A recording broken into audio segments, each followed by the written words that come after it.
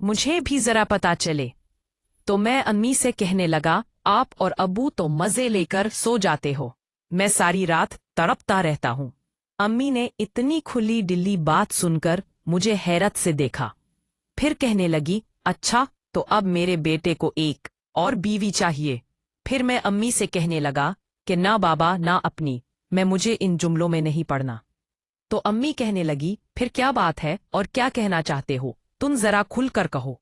मैंने अम्मी से कहा, मुझे चाय बनाकर दे, मुझे सर में बहुत दर्द है, शादी के हंगामे की वजह से मेरा सर काफी दुख रहा है। फिर अम्मी मेरे लिए चाय बनाने चली गई। मैं दिल ही दिल में खौफजदा हो रहा था कि मुझे अम्मी से अपनी फरमाइश कर देनी चाहिए या नहीं। मौके अच्छा था, अगर अम्मी मुझसे नाराज हो गई तो फिर मेरा क्या होगा। मैं इसी कश्मकश का शिकार था, मगर किसे भी करके मुझे अम्मी से बात तो मनवाई ही दी, क्योंकि मेरे पास दूसरा चारा भी नहीं था और मैं इतनी कम उम्र में शादी करके अपना मुस्तकबिल भी बर्बाद नहीं करना चाहता था। अम्मी ने मुझे चाय बनाकर दिए बगैर मुझसे कोई बात कैसे कमरे में चली गई। हम दिन और रात एक ही रूम में सोया करते थे। बीबी सर्दियों में अपने कमरे में सो जाया करता था, मगर अक्सर रात के 11 बजे में कमरे में चला जाता। इससे पहले मैं अपने कमरे में अपनी पढ़ाई किया करता। तब तक अम्मी अब्बू भी खाना खाकर फारिग हो जाते थे। फिर मैं अपने बिस्तर में लेट जाता रात को 1 या 2 बजे करीब। जब अब्बू अम्मी को उठाता तो उसके आखिर मेरी भी आंखें खुल जाती, मगर कभी मैं उन पर यह जाहिर न करता कि मैं आप लोगों को देख रहा हूँ। कमरे में बिल्कुल हल्की सी रोशनी थी, जिससे किसी का चेहरा भी वाज़ेह नजर आता, मगर मैं अच्छी तरह वाकिफ हो गया था कि वो लोग कौन सा खेल खेल रहे हैं। आज जब मैं कमरे में दाखिल हुआ तो वही मध्यम रोशनी चल रही थी। मैं अपनी जगह अपने बिस्तर पर सो गया।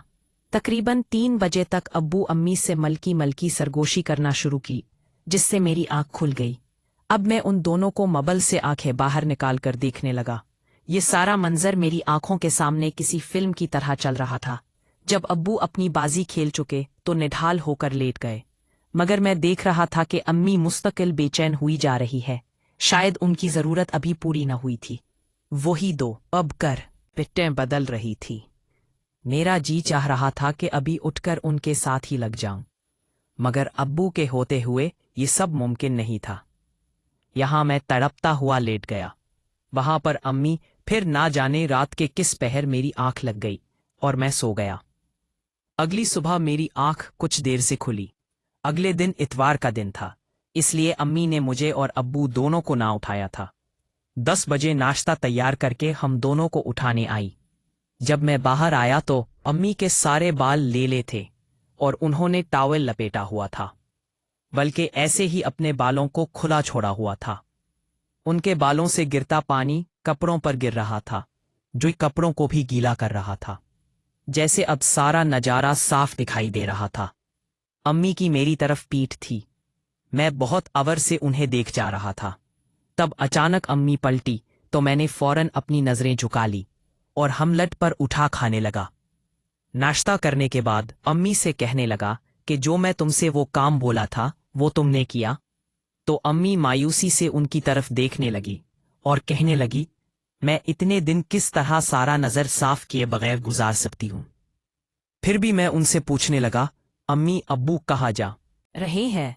तो अम्मी ने बताया कि तुम्हारे अब्बू लाहौर जा रहे हैं ऑफिस के कुछ जरूरी काम से 1 हफ्ते के लिए, फिर अगले त्योहार को ही वापस आना है। तो मैं खामोश हो गया। अम्मी ने अब्बू का बैग तैयार किया। कपड़े उन्होंने पहले ही इस्त्री कर दिए थे, जरूरत का सामान भी उनके बैग में डाल दिया था। तब अब्बू ने मुझे कहा कि मुझे स्टेशन तक छोड़कर आओ। मैं खुशी खुशी उठा और दिल ही दिल में सोचने लगा कि अब मेरी बारी आ ही गई जिसका मुझे इंतजार था। अब वो वक्त मैं अपनी आंखों के सामने देख रहा था। अम्मी काफी अफसुर्दा थीं, क्योंकि मैं अम्मी एक रात भी अब्बू के बगैर ना गुजार सकती थी। फिर मैं अब्बू को छोड़कर वापस आ गया तो अम्मी घर की सफाई सुथराई में मशगूल थीं। मैं अम्मी के करीब आकर बैठ गया और कहने लगा, अम्मी आप मायूस ना हो, मैं हूं ना। तो अम्मी कहने लगी, हाँ तुम तो हो, मगर तुम्हारे बाप की जगह कौन ले सकता है? फिर मैंने आहिस्ता से कहा, अम्मी आपको बोला है ना, मैं हूं ना, मैं सब संभाल लूंगा। अम्मी ने जैसी मेरी बात अभी भी ना कभी भी। सारा दिन यूं ही गुजर गया और पता ही नहीं चला। میں شام کو دوستوں کے ساتھ باہر نکل گیا اور ڈنر باہر ہی کیا۔ امی کو میں پہلے سے بتا کر ہی گیا تھا کہ اتوار کے دن میرے دوست فارغ ہوتے ہیں، میں ان کے ساتھ ہی باہر کھانا کھاؤں گا۔ امی نے مجھے کچھ پیسے دے دیے، پھر میں باہر چلا گیا۔ اب جب رات کے 11 بجے میں واپس آیا تو امی باہر صحن میں ہی چارپائی پر لیٹی ہوئی تھی۔ وہ بالکل بے خبر تھی کہ گھر میں داخل ہو گیا ہوں، کیونکہ گھر کے باہر ہی دروازے کی ایک چابی میرے پاس بھی تھی۔ میں امی کے بالکل قریب آیا اور آہستہ سے ان کو آواز دی، امی اٹھ جائیں، اندر چلیں، یہاں کیوں سو رہی ہیں؟ امی فوراً بیٹھی اور پوچھنے لگی، تم کب آئے سلمان؟